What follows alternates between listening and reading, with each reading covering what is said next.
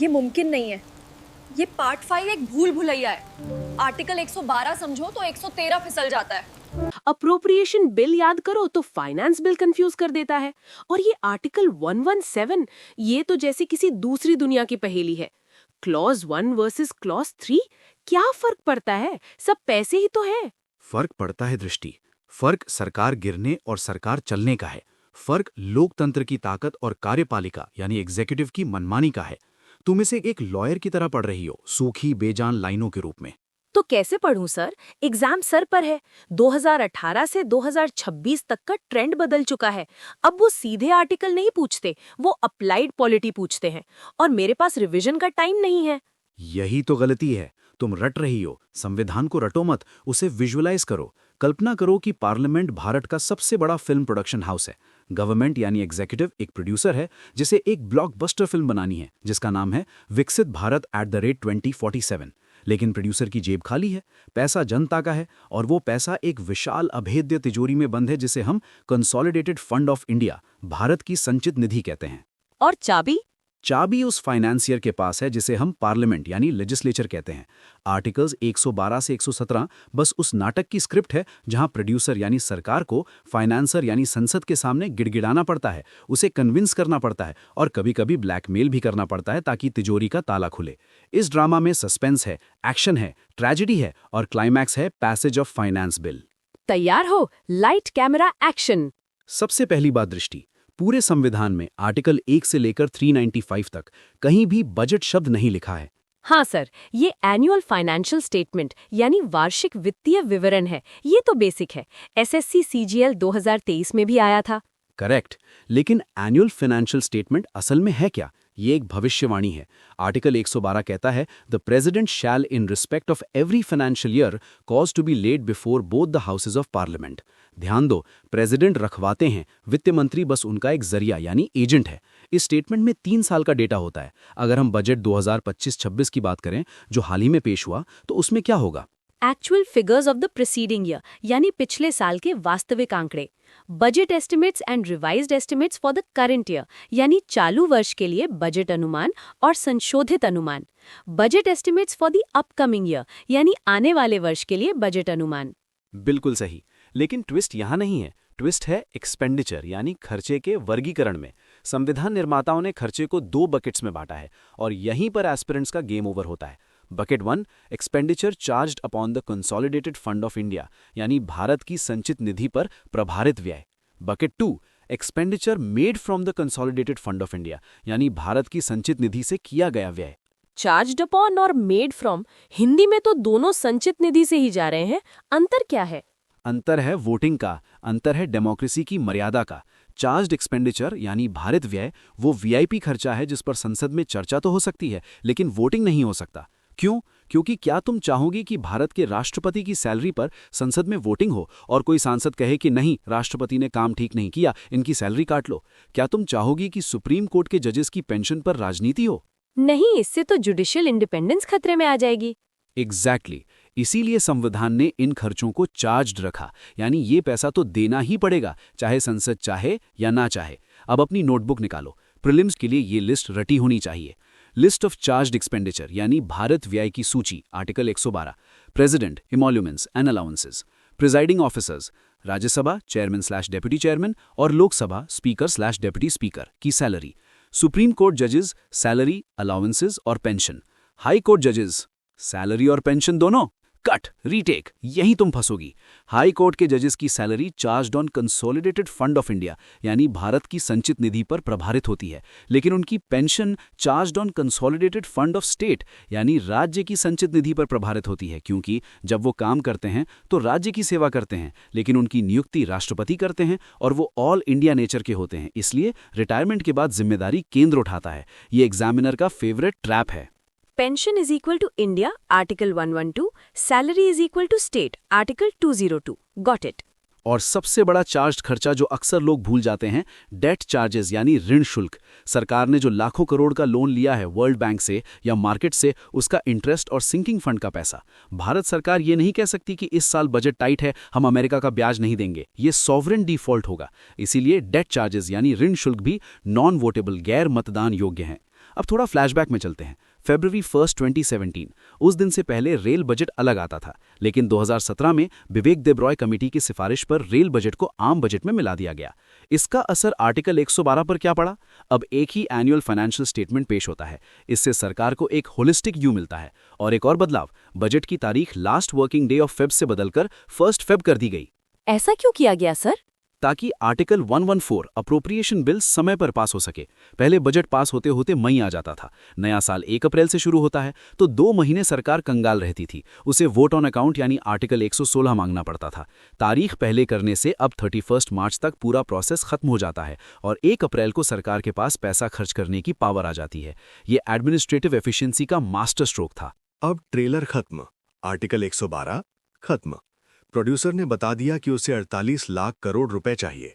अब असली लड़ाई शुरू होती है आर्टिकल 113 से, procedure in parliament with respect to estimates.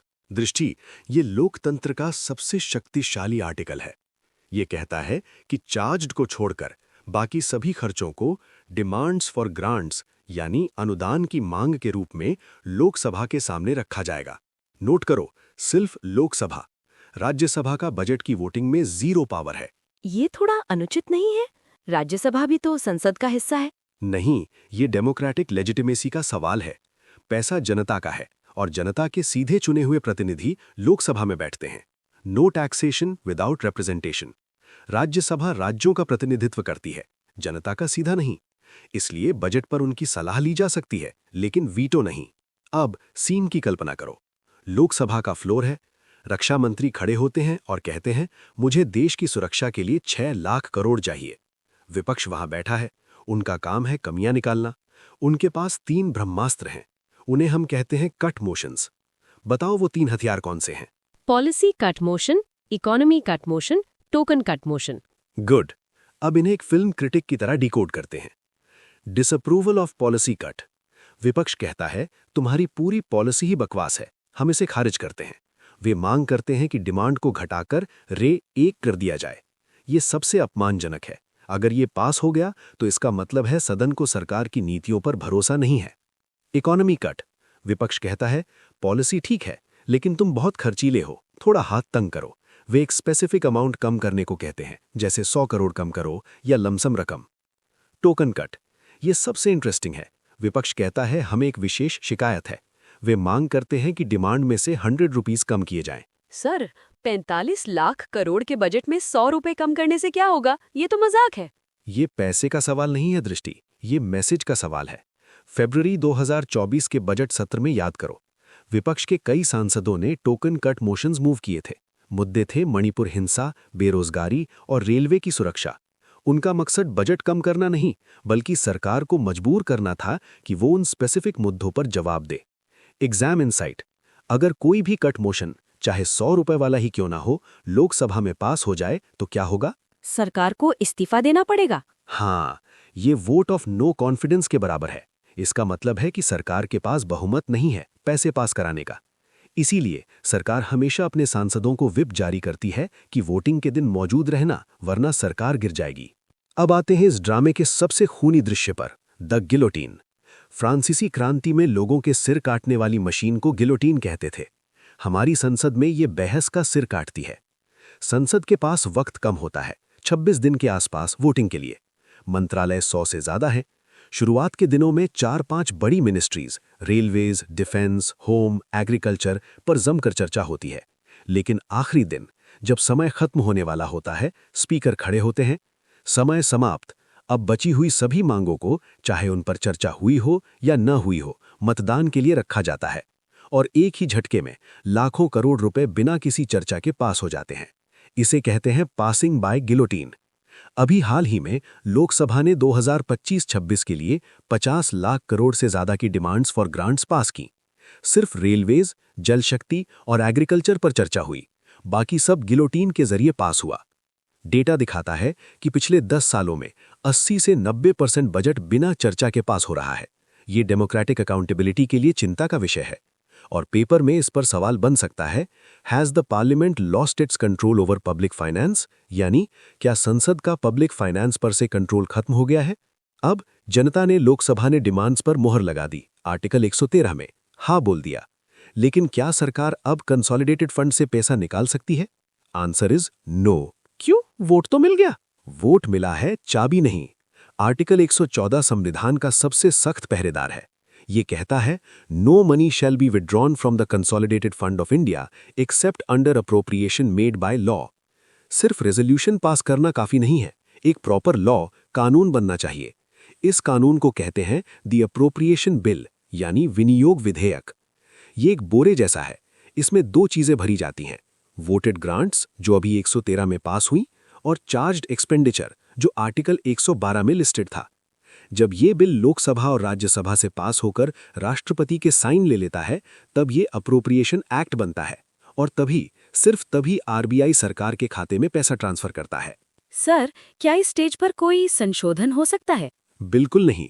Article 114 साफ मना करता है। अगर लोकसभा ने 113 के तहत कह दिया कि शिक्षा को 100 करोड़ मिलेंगे, तो अप्रोप्रिएशन बिल के दौरान तुम ये नहीं कह सकते कि नहीं, इसे 110 करोड़ कर दो या इसका मकसद बदल दो। जो तय हो गया वो पत्थर की लकीर है। ये बिल बस एक फॉर्मेलिटी है, लेकिन एक कॉन्स्टिट्यूशनल नेसेसिटी यानी संवैधानिक आवश्यकता है। यूपीएससी प्रीलिम्स 2018 में सवाल आया था, which of the following is correct regarding money bill, यानी धन विधेयक के बारे में निम्नलिखित में से कौन सा सही है। एक ऑप्शन था appropriation of money out of contingency fund of India, यानी भारत की आकस्मिकता निधि से धन का विनियोजन। ये गलत था। मनी बिल अप्रोप्रिएशन बिल का संबंध कंसोलिडेटेड फंड यानी समेकित निधि से है, कंटिंजेंसी फंड आकस्मिकता निधि से नहीं।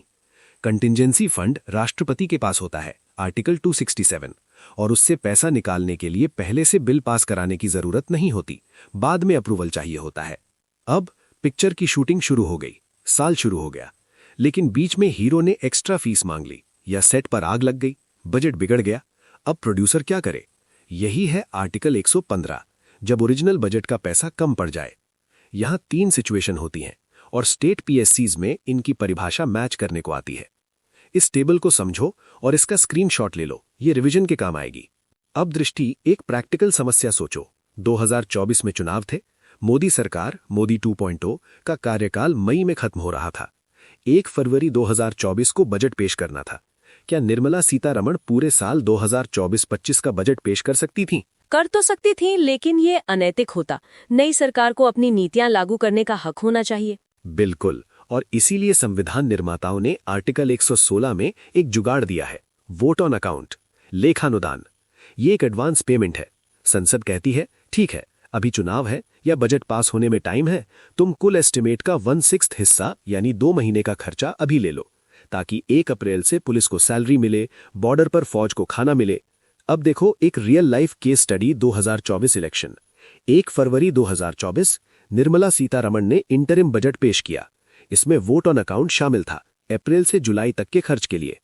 खास बात, उन्होंने इनकम टैक्स स्लैब्स में कोई बदलाव नहीं किया। क्यों? क्योंकि परंपरा है कि इंटरिम बजट में बड़े पॉलिसी बदलाव या टैक्स बदलाव नहीं किए जाते जो वोटर को लुभा सकें। ये सिर्फ कीपिंग द लाइट्स ऑन के लिए होता है। एक सवाल देखो, what is the difference between vote on account and interim budget, यानी वोट ऑन अकाउंट और अंतरिम बजट में क्या अंतर है? मानसर सोल्यूशन देखो। Vote on account deals only with expenditure, यानी सिर्फ खर्चा निकालने के लिए। ये अप्रोप्रिएशन बिल का छोटा भाई है। Interim budget includes both expenditure and receipts, यानी खर्चा और कमाई या टैक्स। इसमें सरकार अपनी आर्थिक स्थिति भी बताती है। Vote on account interim budget का हिस्सा होता है, लेकिन इंटरिम बजट उससे बड़ा कॉन्सेप्ट है। अब हम क्लाइमैक्स पर हैं, आर्टिकल 117 फाइनेंशियल बिल्स। यहां पर स्टूडेंट्स सबसे ज्यादा गलती करते हैं। मनी बिल आर्टिकल 110 और फाइनेंशियल बिल आर्टिकल 117 का झगड़ा। याद रखो, all money bills are financial bills but all financial bills are not money bills, यानी हर मनी बिल फाइनेंशियल बिल है पर हर फाइनेंशियल बिल मनी बिल नहीं है। इसे एक वेन डायग्राम की तरह देखो। सबसे बड़ा गोला है फाइनेंशियल बिल, उसके अंदर एक छोटा गोला है मनी बिल। आर्टिकल 117 दो तरह के बिल बताता है, financial bill category 1 article 117, financial bill category 2 article 117। Sir, मैं हमेशा इन दोनों में कंफ्यूज होती हूँ, प्लीज कोई ठोस उदाहरण दीजिए। सिनेरियो ए, एक बिल है जिसमें टैक्स बदलने की बात है प्लस हाईवे अथॉरिटी बनाने की बात है। चूंकि इसमें टैक्स आर्टिकल 110 का मैटर है, ये मनी बिल जैसा दिखता है, लेकिन चूंकि इसमें हाईवे अथॉरिटी जनरल लेजिस्लेशन भी है, ये फाइनेंशियल बिल कैटेगरी 1 है। सिनेरियो बी, एक बिल है जिसमें सिर्फ ये लिखा है कि इस काम के लिए कंसोलिडेटेड फंड से पैसा निकलेगा, लेकिन इसमें कोई टैक्स या उधारी नहीं है। ये फाइनेंशियल बिल कैटेगरी 2 है। इस टेबल को ध्यान से देखो और इसका स्क्रीनशॉट ले लो, ये रिवीजन के काम आएगी। यही वो पॉइंट है जहां यूपीएससी ने प्रीलिम्स 2023 में एक बहुत ही ट्रिकी सवाल पूछा था। सवाल था, in case of disagreement between the Lok Sabha and the Rajya Sabha, there is no joint sitting for money bill, but a joint sitting becomes necessary for finance bill.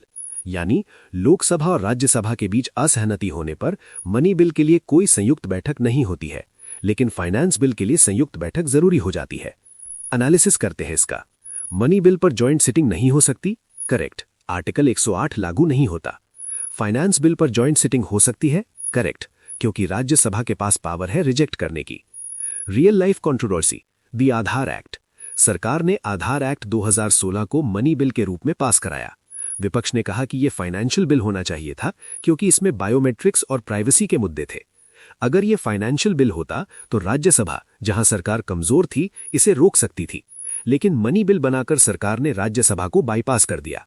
Supreme court Puttaswamy case में इसे वैध माना, लेकिन जस्टिस चंद्रचूड़ ने असहमति दर्शाई थी। ये डिबेट आज भी इंटरव्यू में पूछी जाती है।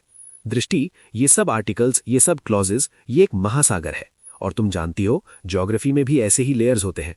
मैप्स को रटना मुश्किल है, उसे जीना पड़ता है। तुमने मेरी पॉलिटी की स्क्रिप्ट तो देख ली, लेकिन अगर ज्योग्राफी को भी इसी तरह सिनेमैटिक वे में पढ़ना है तो एक बार टेस्ट क्यू ऐप जरूर चेक करना। वहां हमने Indian geography movie style course launch किया है। सोचो, हिमालय की नदियां तुम्हें याद नहीं करनी पड़ेंगी, तुम उनके साथ बहोगी। हमने निमोनिक्स और 3D मैप्स का ऐसा ब्लेंड तैयार किया है कि 10 मिनट का वीडियो तुम्हें पूरा रिवर सिस्टम याद करा देगा। ये बाइलिंगुअल है, यानी हिंदी प्लस इंग्लिश। सिर्फ 1.5 मिनट का डेमो देखोगी तो समझ जाओगी कि ये रट्टाफिकेशन से कितना अलग है। और हाँ, आज की क्लास के हैंड रिटन नोट्स और इन आर्टिकल्स पर बने माइंड मैप्स मैं अभी मान एजुकेशन टेलीग्राम चैनल पर अपलोड कर दूंगा। वहां हम डेली क्विज भी करते हैं, polity scene of the day. उसे ज्वाइन कर लेना ताकि लिंक ना टूटे। ब्रेक ओवर, अब वक्त है एक्शन सीक्वेंस का। मैं 2018 से 2026 के कुछ PYQs फेंकूंगा। तुम्हें उन्हें सॉल्व नहीं करना है, उन्हें डिस्ट्रॉय करना है। UPSC prelims 2018 regarding money bill, which statement is not correct, यानी मनी बिल के बारे में कौन सा कथन सही नहीं है। ए, ये टैक्स रेगुलेशन से संबंधित है। बी, ये पैसे उधार लेने से संबंधित है। सी, ये कंटिंजेंसी फंड से पैसे निकालने से संबंधित है। डी, ये कंसोलिडेटेड फंड से पैसे निकालने से संबंधित है। आर्टिकल 110 की डेफिनेशन याद है। टैक्स है ऑप्शन ए, बोरोइंग है ऑप्शन बी, कंसोलिडेटेड फंड से पैसा निकालना डालना है ऑप्शन डी, लेकिन कंटिंजेंसी फंड, आकस्मिकता निधि, ये आर्टिकल 267 है। ये एग्जीक्यूटिव के हाथ में होता है। मनी बिल का इससे सीधा वास्ता नहीं है। So option C is incorrect. यही आंसर है। Bang on. यूपीएससी ने कंफ्यूज करने के लिए कस्टडी ऑफ कंटिंजेंसी फंड शब्द डाला था, जो सही है, लेकिन अप्रोप्रिएशन यानी विनियोग कंटिंजेंसी से नहीं, कंसोलिडेटेड से होता है। शब्दों का खेल देखो। Next, with reference to Indian parliament consider the following statements, यानी भारतीय संसद के संदर्भ में निम्नलिखित कथनों पर विचार करें। अ bill pending in Lok Sabha lapses on it's dissolution, यानी लोकसभा में पेंडिंग बिल लोकसभा के भंग होने पर खत्म हो जाता है। A bill passed by Lok Sabha and pending in Rajya Sabha lapses on dissolution of Lok Sabha, यानी लोकसभा से पास हुआ और राज्यसभा में पेंडिंग बिल लोकसभा के भंग होने पर खत्म हो जाता है। A bill in regard to which the President notified intention for joint sitting lapses on dissolution, यानी जिस बिल के बारे में राष्ट्रपति ने जॉइंट सिटिंग का इरादा बताया था वो भी भंग होने पर खत्म हो जाता है। आर्टिकल 107 और 108 का मिक्स है। लोकसभा भंग हुई तो वहां पेंडिंग बिल मर जाएगा, करेक्ट। लोकसभा ने पास कर दिया, अब राज्यसभा में है। चूंकि लोकसभा फादर मर गई तो उसका बिल चाइल्ड भी मर जाएगा, करेक्ट। अगर राष्ट्रपति ने जॉइंट सिटिंग बुला ली है तो बिल बच जाएगा, saved, incorrect. So 1 and 2 only. Excellent logic. Father child analogy हमेशा काम करती है। Next, SSC CGL 2023 Tier 1. The term annual financial statement is mentioned in which article? यानी वार्षिक वित्तीय विवरण शब्द का उल्लेख किस अनुच्छेद में किया गया है? ये तो वार्म अप है, आर्टिकल 112। गुड। अब थोड़ा tough. The duty of the controller and auditor general is not merely to ensure the legality of expenditure but also it's propriety. Comment. यानी कंट्रोलर और ऑडिटर जनरल का कर्तव्य सिर्फ खर्च की वैधता सुनिश्चित करना नहीं है, बल्कि उसकी औचित्य भी सुनिश्चित करना है। टिप्पणी करें। ये सवाल 112 और 114 से कैसे जुड़ता है? लीगैलिटी का मतलब है क्या अप्रोप्रिएशन एक्ट आर्टिकल 114 के तहत पैसा निकाला गया, यानी कानूनन सही है या नहीं। प्रोप्राइटी का मतलब है क्या खर्चा करना जरूरी था, क्या ये विजडम और इकोनॉमी के साथ किया गया। सीएजी सिर्फ ये नहीं देखता कि वाउचर है या नहीं, आर्टिकल 112 ऑडिट, वो ये भी देखता है कि क्या सरकार ने फिजूल खर्ची यानी वेस्टफुलनेस तो नहीं की। ब्रिलियंट। तुम्हें आंसर में अप्रोप्रिएशन ऑडिट यानी लीगल और प्रोप्राइटी ऑडिट यानी मॉरल या एथिकल के बीच का अंतर लिखना था। एक मैजिक ट्रिक ले लो। संविधान बहुत विशाल है। अगर तुमने केंद्र के आर्टिकल याद कर लिए तो राज्य के आर्टिकल याद करने की जरूरत नहीं। Formula is centre article plus 90 equals state article. कुछ अपवादों को छोड़कर ये पार्ट 5 में काम करता है। देखते हैं। एनुअल फाइनेंशियल स्टेटमेंट यानी वार्षिक वित्तीय विवरण, centre 112 plus 90 equals 202 state budget. Procedure of estimates यानी अनुमानों की प्रक्रिया, centre 113 plus 90 equals 203 state estimates. Appropriation bill यानी विनियोग विधेयक, centre 114 plus 90 equals 204 state appropriation. Supplementary grants यानी पूरक अनुदान, सेंटर 115 प्लस 90 इक्वल्स 205।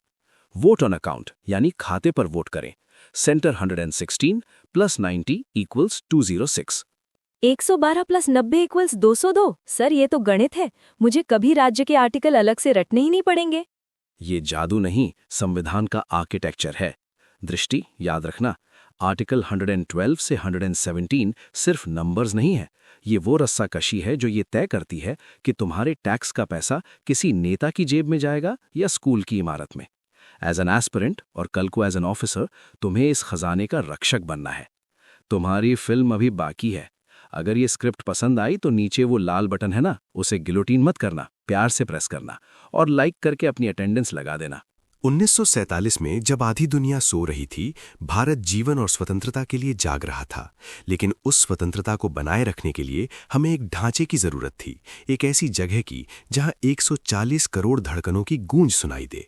प्रधानमंत्री मोदी ने इसे लोकतंत्र का मंदिर, टेम्पल ऑफ डेमोक्रेसी कहा है। लेकिन याद रखना दृष्टि, मंदिरों में अनुष्ठान होते हैं और संसद में प्रक्रिया। अगर आरती का समय गलत हो जाए तो भक्त विचलित नहीं होते, लेकिन अगर संसद की प्रक्रिया गलत हो जाए तो लोकतंत्र अराजकता में बदल सकता है। ये सिर्फ ईंट और पत्थर की इमारत नहीं है, ये नियमों का एक किला है। और आज हम उसी किले की दीवारें परखेंगे, अनुच्छेद 118 से 122। सर आपने शुरुआत तो बहुत भावनात्मक की, लेकिन सच कहूं भाग 5 का ये हिस्सा, साधारण प्रक्रिया, सबसे ज्यादा बोरिंग लगता है। न राष्ट्रपति जैसी पावर है, न सुप्रीम कोर्ट जैसा ग्लैमर, बस नियम और कानून। क्या सच में इसे इतना डीप पढ़ने की जरूरत है? बोरिंग?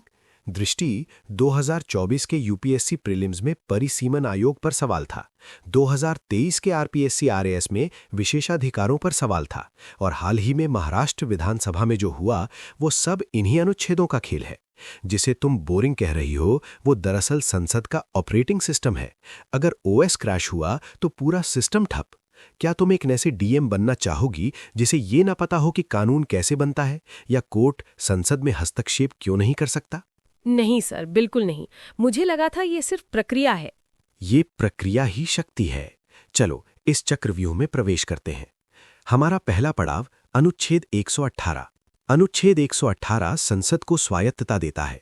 इसका खंड 1 कहता है कि संसद का प्रत्येक सदन अपनी प्रक्रिया और अपने कार्य संचालन के लिए स्वयं नियम बना सकता है। संविधान उन्हें माइक्रो मैनेज नहीं करता। लोकसभा अपने नियम बनाती है, राज्यसभा अपने। मतलब संविधान ने उन्हें खुली छूट दे दी है? संविधान के अधीन रहते हुए, subject to the provisions of this constitution, यानी इस संविधान के प्रावधानों के अधीन। लेकिन असली खेल खंड 3 और 4 में है, संयुक्त बैठक। संयुक्त बैठक, ये तो मुझे पता है। अनुच्छेद 108 के तहत राष्ट्रपति इसे बुलाते हैं। रुको, यहीं पर छात्र गलती करते हैं। अनुच्छेद 108 केवल बैठक बुलाने की शक्ति देता है, लेकिन उस बैठक को चलाने के नियम कहाँ हैं? वो अनुच्छेद 118 खंड 3 और 118 खंड 4 में हैं। ओ, तो नियम 118 में है। ठीक है। अब अनुच्छेद 118 खंड 3 कहता है कि राष्ट्रपति, लोकसभा अध्यक्ष और राज्यसभा के सभापति से परामर्श करने के बाद संयुक्त बैठक के प्रक्रिया नियम बनाएंगे।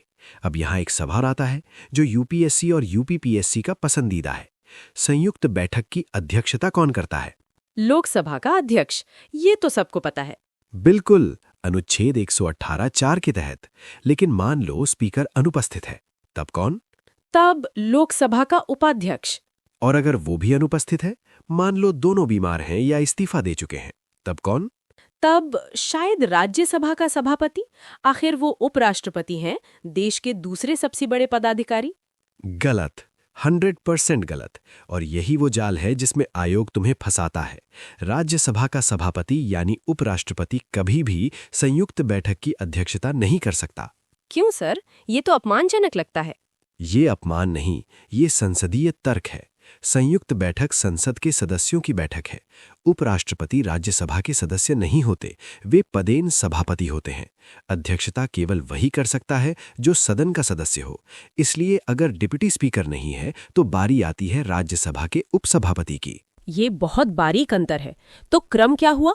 Speaker, deputy speaker, deputy chairman Rajya Sabha, और अगर वो भी ना हो तो फिर बैठक में उपस्थित सदस्य अपने बीच से किसी व्यक्ति को चुनेंगे, लेकिन सभापति कभी नहीं। ये प्रश्न यूपीएससी प्रीलिम्स और बीपीएससी में कई बार घुमाकर पूछा गया है। सर, क्या संयुक्त बैठक के लिए कोई कोरम भी होता है? संविधान में तो इसका जिक्र नहीं दिखता। बहुत अच्छा प्रश्न दृष्टि। संविधान के अनुच्छेद 100 में कोरम का जिक्र है, लेकिन संयुक्त बैठक का विशिष्ट कोरम अनुच्छेद 118 के तहत बनाए गए नियमों में है। ये कुल सदस्यों की संख्या का 1/10वां भाग होता है। याद रखना, ये संविधान में सीधे नहीं लिखा है, बल्कि राष्ट्रपति द्वारा बनाए गए नियमों में है। अब हम चलते हैं अनुच्छेद 119 पर। मैं इसे फास्ट ट्रैक लीन कहता हूं। वित्तीय कार्य संबंधी प्रक्रिया का विधि द्वारा विनियमन, इसका क्या मतलब है? देखो दृष्टि, देश बिना पैसे के नहीं चल सकता। बजट को एक निश्चित तारीख यानी आमतौर पर 31 मार्च से पहले पास होना ही होता है। अगर विपक्ष बहस को लंबा खींचने लगे और 1 अप्रैल आ जाए तो सरकार के पास खर्च करने के लिए एक पैसा नहीं होगा, सरकार ठप हो जाएगी। इसी डर से निपटने के लिए अनुच्छेद 119 संसद को शक्ति देता है। कैसी शक्ति? संसद कानून बनाकर वित्तीय कार्यों को समय पर पूरा करने के लिए प्रक्रिया तय कर सकती है। और यहाँ एक बहुत महत्वपूर्ण बात है, अगर अनुच्छेद 118 के तहत बने सामान्य नियम और अनुच्छेद 119 के तहत बने कानून में टकराव हो जाए तो कौन जीतेगा? सामान्य तर्क कहता है कि कानून नियमों से ऊपर होना चाहिए। शाबाश! अनुच्छेद 119 साफ कहता है कि वित्तीय मामलों के कानून अनुच्छेद 118 के नियमों पर अभिभावी यानी प्रिवेल होंगे। यानी पैसे के मामले में समय की पाबंदी चर्चा की स्वतंत्रता से ऊपर है। इसी शक्ति का उपयोग करके गिलोटीन का प्रयोग किया जाता है। गिलोटीन? वो तो फ्रांसीसी क्रांति में सिर काटने वाली मशीन थी। संसद में भी ये सिर ही काटती है, चर्चा का सिर।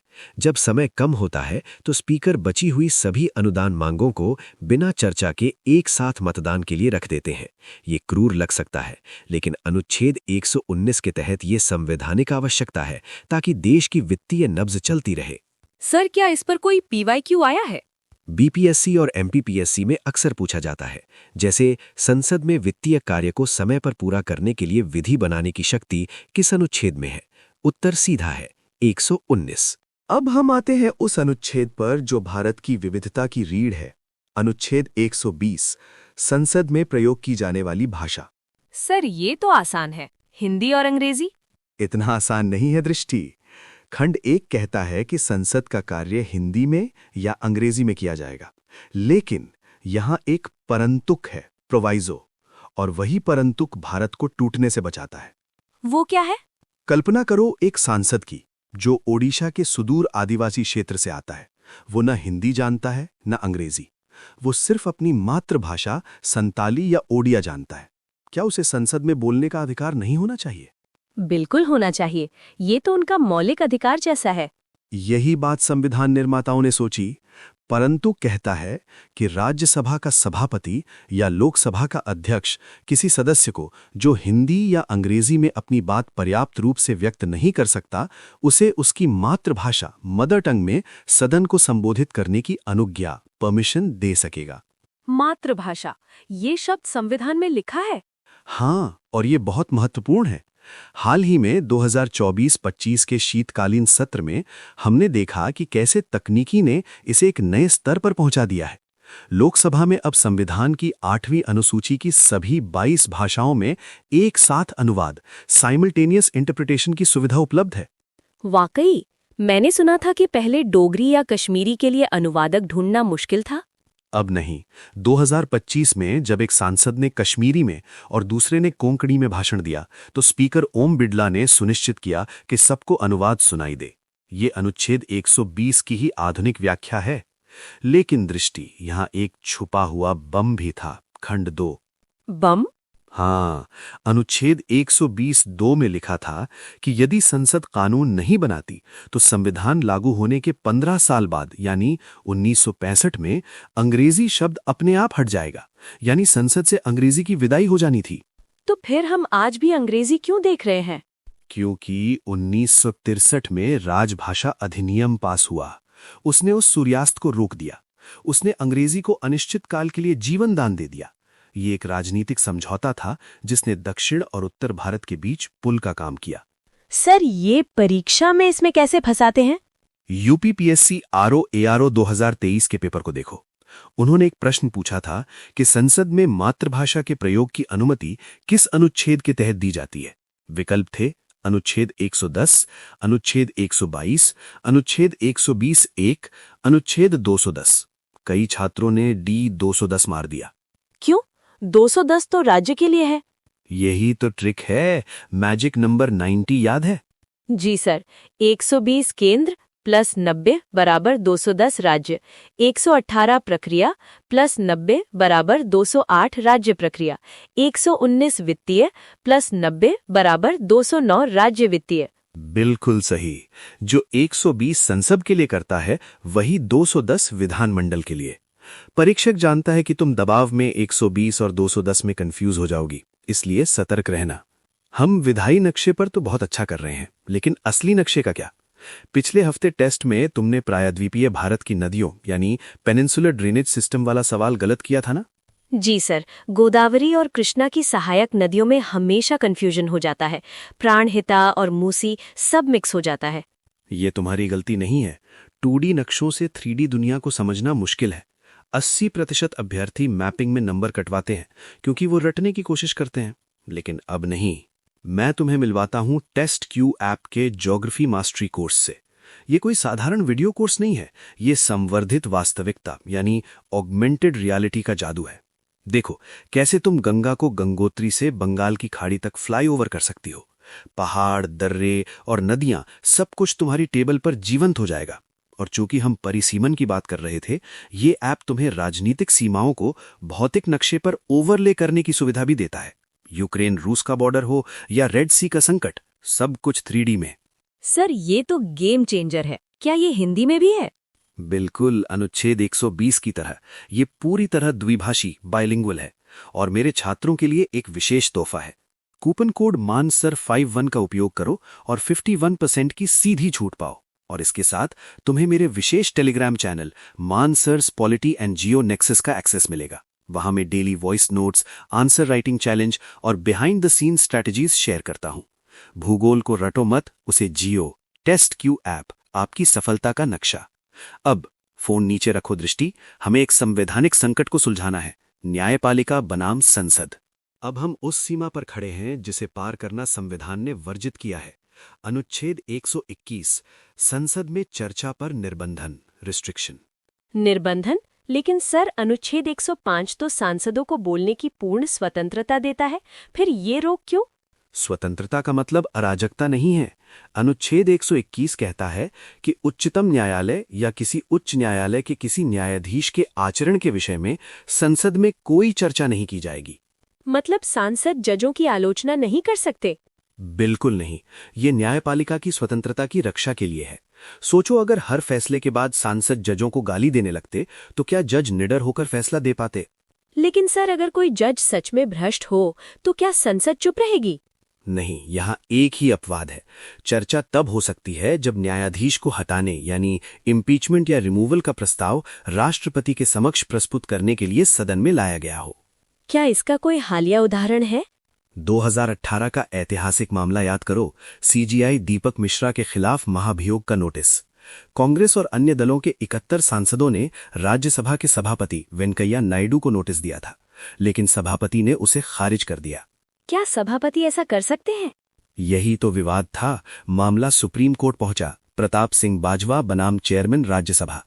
तर्क ये था कि अनुच्छेद 121 के तहत चर्चा तभी हो सकती है जब प्रस्ताव स्वीकार हो जाए। जब तक प्रस्ताव स्वीकार नहीं होता, जजों के आचरण पर कीचड़ उछालना अनुच्छेद 121 का उल्लंघन है। सभापति ने माना कि आरोपों में सिद्ध कदाचार का ठोस आधार नहीं था। उन्होंने लक्ष्मण रेखा खींच दी। अब आते हैं अनुच्छेद 122 पर। ये 121 का आईना है। 121 जजों को बचाता है, 122 संसद को बचाता है। ये कहता है न्यायालयों द्वारा संसद की कार्यवाहियों की जांच न किया जाना। यानी कोर्ट संसद से ये नहीं पूछ सकता कि आपने ऐसा क्यों किया। खंड 1 को ध्यान से सुनो। संसद की किसी कार्यवाही की विधिमान्यता को प्रक्रिया की किसी कथित अनियमितता यानी एलिज्ड इर्रेगुलरिटी ऑफ प्रोसीजर के आधार पर प्रश्नगत नहीं किया जाएगा। प्रक्रिया की अनियमितता, इसका क्या मतलब है? मान लो किसी बिल को पास करते समय घंटी 2 मिनट के बजाय 1 मिनट बजी, या नोटिस 2 दिन पहले नहीं दिया गया। ये छोटी प्रक्रियात्मक गलतियां हैं। इनके आधार पर कोर्ट कानून को रद्द नहीं कर सकता। लेकिन क्या इसका मतलब यह है कि संसद कुछ भी कर सकती है? मुझे राजा रामपाल केस याद आ रहा है। 2007 कैश फॉर क्वेरी घोटाला, जब सांसदों को निष्कासित किया गया था। शानदार दृष्टि। यही वो केस है जिसने अनुच्छेद 122 की व्याख्या बदल दी। सांसदों ने तर्क दिया कि कोर्ट हमें निष्कासित करने की प्रक्रिया की जांच नहीं कर सकता क्योंकि अनुच्छेद 122 एक दीवार है। लेकिन सुप्रीम कोर्ट ने कहा दीवार है लेकिन पारदर्शी है। कोर्ट ने 2 शब्दों में अंतर किया। प्रक्रियात्मक अनियमितता, कोर्ट हस्तक्षेप नहीं करेगा। मौलिक अवैधता, कोर्ट हस्तक्षेप करेगा। मौलिक अवैधता? हाँ, अगर संसद संविधान का उल्लंघन करती है तो अनुच्छेद 122 उसे नहीं बचा सकता। इसका सबसे बड़ा उदाहरण आधार केस है। सरकार ने आधार एक्ट को धन विधेयक के रूप में पास किया ताकि राज्यसभा को बाईपास किया जा सके। विपक्ष ने कहा यह धोखा है। सरकार ने कहा स्पीकर का फैसला अंतिम है, आर्टिकल 110, और प्रक्रिया की जांच नहीं हो सकती, आर्टिकल 122। और कोर्ट ने क्या कहा? बहुमत ने सरकार का पक्ष लिया, लेकिन जस्टिस DY चंद्रचूड़ ने जो अपने असहमतपूर्ण निर्णय में कहा वो इतिहास है। उन्होंने कहा अनुच्छेद 122 का उपयोग संवैधानिक धोखाधड़ी को छिपाने के लिए नहीं किया जा सकता। उन्होंने माना कि एक साधारण बिल को धन विधेयक बताना प्रक्रियात्मक गलती नहीं बल्कि संविधान के संघीय ढांचे पर हमला है। तो अनुच्छेद 122 एक ढाल है, लेकिन अगर आप उसके पीछे अपराध यानी संविधान का उल्लंघन कर रहे हैं तो कोर्ट उसे भेज सकता है। बिल्कुल सही। और एक मजेदार तथ्य, 2014 में जब सांसद L राजगोपाल ने लोकसभा में मिर्च स्प्रे किया था तो उन्हें सस्पेंड किया गया। वो कोर्ट नहीं जा सके क्योंकि सदन के भीतर अनुशासन बनाए रखना अनुच्छेद 122(2) के तहत स्पीकर का विशेषाधिकार है। कोर्ट वहां नहीं घुस सकता। तो दृष्टि, हमने आज भाग 5 के इस विधायी चक्रव्यूह को भेदा है। एक बार रिकैप करें। जी सर। अनुच्छेद 118 नियम बनाने की शक्ति और संयुक्त बैठक, अध्यक्षता का क्रम, स्पीकर, डेप्यूटी चेयरमैन। अनुच्छेद 119 वित्तीय कार्य की समय सीमा, कानून ग्रेटर देन नियम। अनुच्छेद 120 भाषा, हिंदी, अंग्रेजी या मातृभाषा। अनुच्छेद 121 संसद कोर्ट पर चर्चा नहीं करेगी, अपवाद महाभियोग। अनुच्छेद 122 कोर्ट संसद में हस्तक्षेप नहीं करेगा, अपवाद मौलिक अवैधता या राजा रामपाल केस। अद्भुत दृष्टि। और अब वो ब्रह्मास्त्र जिससे तुम राज्य के अनुच्छेदों को भी याद रखोगी। Magic number 90। आर्टिकल 118 + 90 बराबर आर्टिकल 208 राज्य विधानमंडल के नियम। आर्टिकल 119 + 90 बराबर आर्टिकल 209 राज्य वित्तीय कार्य। आर्टिकल 120 + 90 बराबर आर्टिकल 210 राज्य की भाषा। आर्टिकल 121 + 90 बराबर आर्टिकल 211 राज्य में चर्चा पर रोक। और आर्टिकल 122+90 बराबर आर्टिकल 212 राज्य कोर्ट का हस्तक्षेप नहीं। सर अब ये कभी नहीं भूलेगा। सच में संविधान बोरिंग नहीं, ये तो एक थ्रिलर है। संविधान थ्रिलर ही है, बस पढ़ने वाला जासूस अच्छा होना चाहिए। दोस्तों, अगर आप भी इस जासूसी में माहिर होना चाहते हैं और अपनी तैयारी को एक नई दिशा देना चाहते हैं तो चैनल को सब्सक्राइब करें, टेस्ट क्यू ऐप डाउनलोड करें, कोड मानसर51 और याद रखें, जब तक आपके पास संविधान है, आपके पास शक्ति है। जय हिंद।